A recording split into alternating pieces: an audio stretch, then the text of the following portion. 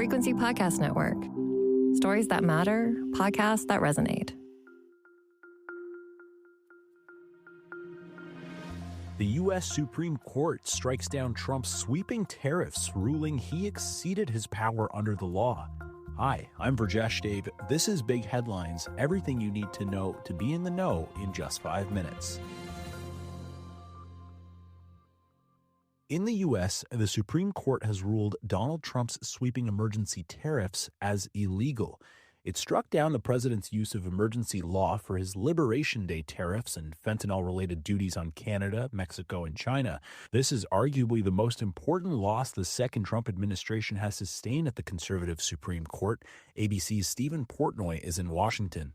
It was a 6-3 ruling written by the Chief Justice. John Roberts says the president has asserted an extraordinary power to unilaterally impose tariffs, but he says to do it, the president must identify clear congressional authorization. And Roberts points out no president has ever relied on the International Emergency Economic Powers Act to impose tariffs. He says the law Trump has leaned on does not authorize him to do it. Administration officials have said they expect to keep the tariff framework in place under other authorities.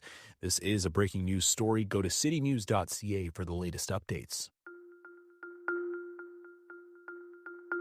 A majority of Canadians are happy with the work Prime Minister Mark Carney and the governing Liberals are doing with the economy. A City News Canada Pulse poll shows 2/3 of Canadians support the efforts reacting to the Trump tariffs and getting big projects going for domestic growth. The study shows 67% of Canadians say Carney's doing a good job diversifying and building Canada's economy. 2/3 believe he's listening to their own specific provincial premiers and delivering on what their province or region needs. Pollster John Wright. The first thing that strikes you is the broad coalition of support that the Prime Minister has. I mean, almost half the people in Alberta, in fact, are with him. On all of the economic measures, 2/3 of the country is effectively saying that you're doing a good job. But the other part was that even though the opposition members have said, we want shovels in the ground and where's the results, 2/3 of the population is willing to give him the benefit of the doubt and say, look, these things take time. A slim majority say Carney and the federal government are doing a good job of addressing affordability. 72% of respondents say they're proud of how Carney's representing Canada on the world stage, especially following his speech in Davos last month. Also making big headlines, the extraordinary fall from grace for Andrew Mountbatten Windsor continues in the UK, with British police now searching his former home. He was photographed slouching in the back of an SUV as he left the police station, with British papers saying he's wild-eyed, ashen, and scared. He's not been charged, but is still under investigation for suspected misconduct while serving as a UK trade envoy when it's alleged he could have shared confidential information with convicted sex offender Jeffrey Epstein. The family of Epstein victim Virginia Giuffre say the former prince's arrest is a step forward towards accountability. If it had not been for Virginia and the survivors consistently pushing forward, even this wouldn't have been possible. This is the start of the domino effect. This is where the house of cards starts falling. He's the first royal to be arrested in nearly 400 years. King Charles continued with his planned engagements following his brother's arrest, attending a London fashion show and meeting with designer Stella McCartney.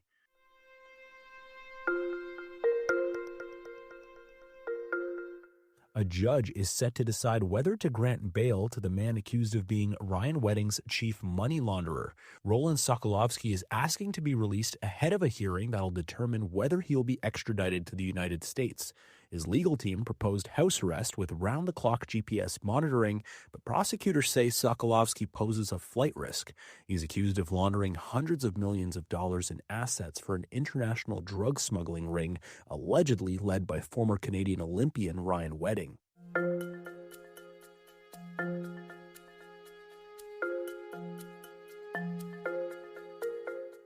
It's day 14 of the Winter Games in Italy. The men's hockey semifinal game is underway, and we're still processing all of the drama from that quarterfinal game against Czechia when Sidney Crosby was injured. He's not in the lineup for this one. Sportsnet's Kevin Bieksa has some thoughts. You got to find some combination, some rhythm, because some of the other forwards can be an impact. Like, you don't have to win this game with McDavid, Celebrini, and McKinnon. But you have to keep the other guys involved. Now, rules are you do have to have a captain, so Connor McDavid is wearing the C today. It'll be the United States and Slovakia in the other semifinal later today. Brad Jacobs and the men, by the way, play for curling gold tomorrow against Great Britain, while Canada's women's curling team, led by Rachel Homan, will play the U.S. for bronze tomorrow after a 6-3 loss to Sweden in today's semifinal. If you haven't listened yet, today on the Big Story podcast, what's the Ford government's long game with the school board takeovers? Host Maria Costain speaks to Queen's Park reporter Richard Southern. What does this mean exactly? What does supervision entail? Yeah, in some cases, it is him making the decisions. But what he's really doing here with a lot of these boards is appointing a supervisor. And these supervisors, in many cases, don't have a lot or any experience in education. They're coming from the corporate sector in some cases or from the political realm, and they're being paid $350,000 a year to do this. So we've heard an earful from the opposition here at the Ontario Provincial Legislature about, hey, is this really, you're trying to tackle financial mismanagement, $145,000 trip to Italy, sure, but you're doing it by appointing a supervisor paid more than $300,000 a year. Is that the right way to do it? So that's kind of what the government's been doing here. But it's raising a lot of criticism from the opposition. You can listen to the full episode wherever you get your podcasts. Now you're in the know. Thank you for listening to Big Headlines. Make sure you follow, share, and review Big Headlines. I'm Burjesh Dave, and I'm actually off to watch that Canada-Finland game. Go Canada, go. Today's episode was produced by Kate Hayes. Enrique Amaturo is our lead producer. Have an amazing weekend. We'll talk to you on Monday.